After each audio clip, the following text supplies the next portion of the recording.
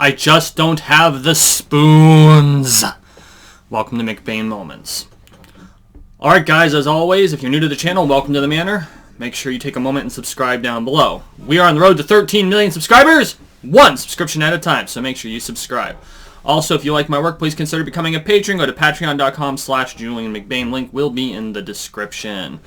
Okay, spoons. Spoons theory is something that kind of came across the internet about 2 years ago, and it's talking about how we only have so much energy to dump into a thing or to live our lives, and we all have different levels of energy, and you can enumerate that energy by the number of spoons you produce every day, and every activity costs a certain number of spoons, and once you're out of spoons, you're out of spoons. And when spoons theory first came out, I both thought it was good and bad. It's like, this is a good way to talk about things like social exhaustion and dealing with depression, mental illness, but at the same time, it was also an excuse, right? It's like, well, I just don't have the spoons for this. And it's like, no, you have to deal with it. Sometimes you don't have a choice. You can't just say, well, I don't have the spoons for this and walk away. Well, about a year ago, I picked up one of Carl Jung's books, and for the life of me, I can't remember what it's called. It's on my phone, but currently I'm not going to sit here on camera and look it up. But as I'm listening to the audiobook, I'm realizing he's enumerating spoons theory in clinical psychology.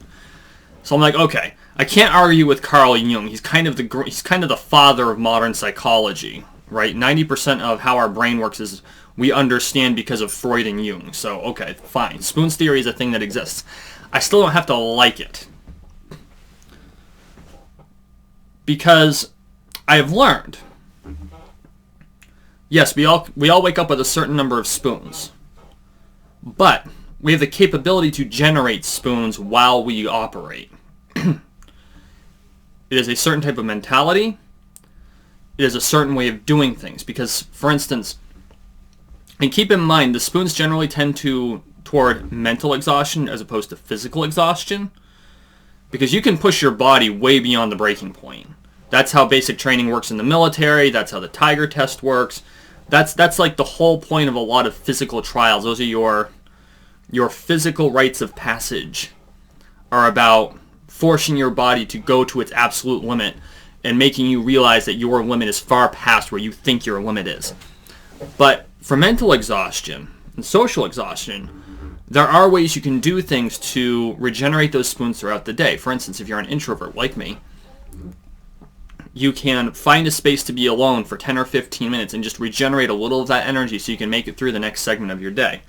And this is something I actually had to do over the weekend because, when being an introvert, I value my solitude. I value my friends. I value the time I go out and be with people. I value the time that I spend with the people that I love. But at the same time, I also value my solitude. That's how I regenerate my energy. And sometimes we're in a position where we really can't do that. So what we have to do is, if you're in a position where you can't get that regenerative alone time, you have to create it. You go for a walk. You go and sit in a car. If you've got a separate room, you go sit in your room for a little bit. And you allow your mental energy to regenerate. And you can do this in the middle of the day if you can find a place that fits the criteria for you to kind of regenerate yourself. And I'm not saying it's always convenient.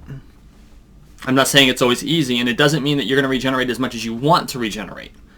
But it is important that you take those moments to do so. And this is something I learned over the weekend because throughout, like from Friday through Saturday, was a lot of peopling. You all know what peopling is. You got to be around a lot of people. You got to hobnob. I don't like the term schmoozing because it sounds kind of sleazy, but you have to talk to folks and be social and be there.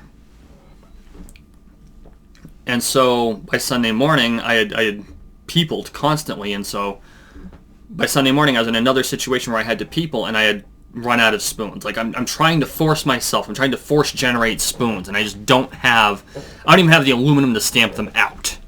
Okay, this is how bad it was, and I didn't realize what was going on. I was very frustrated, and so I leave the breakfast event, and we're heading back home because I was in Connecticut and I live in Vermont, so it's like a 4-hour drive.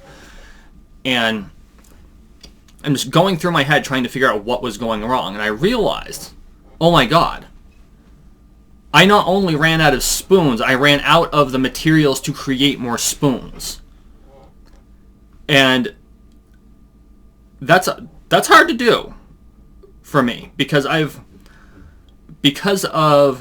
the way I've had to train. I have learned how to force myself to continue to generate those spoons. And when I have an opportunity, I squirrel away to replenish those energies. But I didn't know where my tipping point was. And I found it. And this is where it really snapped into me that, okay, you don't have to like spoons theory, but you do have to deal with it. Even I, who force myself to push myself as far as I can go.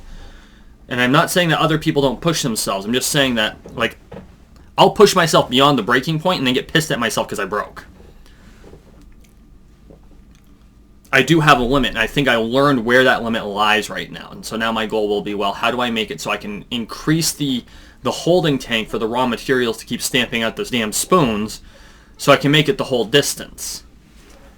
And that's something that I think all of us could really think about. It's like, okay, I know I have X number of spoons. I know how to generate spoons throughout the day. I know what I can do with the things that replenish me, the things that regenerate me.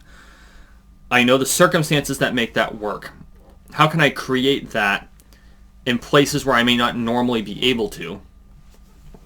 And then once I've done that, how do I increase the holding tank for the raw materials that create those spoons? Because it's not like you use sheet metal to make these spoons, right? We're not doing sheet aluminum and stamping them out necessarily. We're actually taking liquid metal, pouring the spoons, casting the spoons that we use to throw at the activities that we do. And therefore we have a tank. Not shells, but a tank. And our goals should be, how do I make the tank bigger?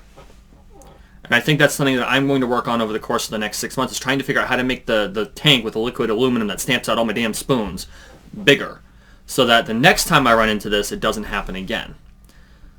If you have any ways that you like to make it so you can endure longer periods of time, please let me know in a comment. For me, this is kind of a very new thing because I've always figured out ways to replenish, and this weekend I just didn't.